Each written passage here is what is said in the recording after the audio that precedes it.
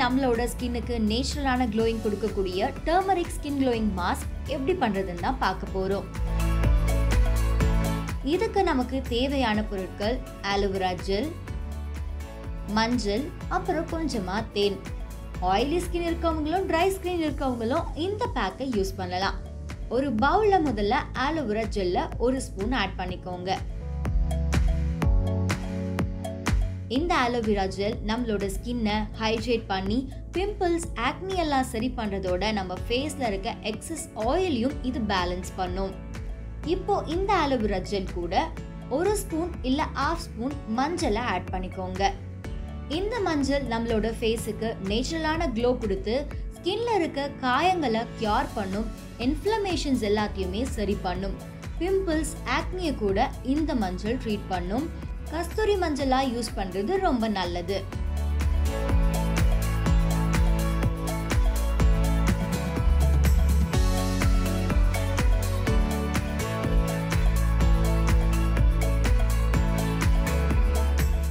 கடைசியா இதுல தேன் சேர்த்துக்கோங்க. தேன் நம்மளோட ஸ்கின்னை டீப்பா ஹைட்ரேட் பண்ணும் அண்ட் கிளென்ஸ் பண்ணும். இதுல இருக்க ஆன்டி ஏஜிங் ப்ராப்பர்ட்டிஸ் நம்மளோட ஃபேஸ்ல கொலஜனை ஆக்டிவ் பண்ணும். கொலஜன் ஆக்டிவ் ஆச்சு அப்படின்னா ரொம்ப நாளைக்கு நம்மளோட ஸ்கின் எங்காவே இருக்கும்.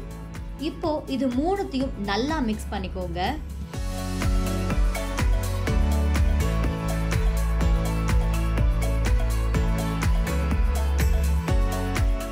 ஃபேஸ்ல அப்ளை பண்றதுக்கு முன்னாடி நம்மளோட ஹேண்ட்ஸ்ல இதை அப்ளை பண்ணலாம்.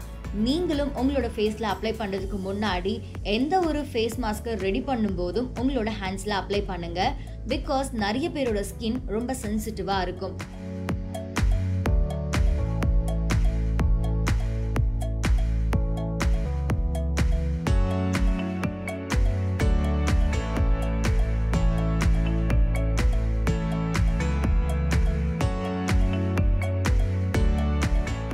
இப்போ உங்களுக்கும் இப்போ நான் எடுத்திருக்க இன்கிரீடியன்ட் ஏதாவது செட் ஆகாது அப்படின்னா இந்த ஃபேஸ் மாஸ்கை ப்ளீஸ் ஸ்கிப் பண்ணிடுங்க.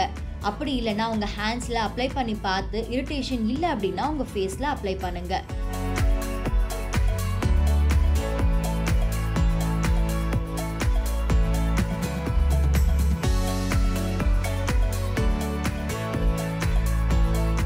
இந்த மாதிரி நிறைய பியூட்டி டிப்ஸ் தெரிஞ்சுக்க சமயம் தமிழை சப்ஸ்கிரைப் பண்ணுங்க.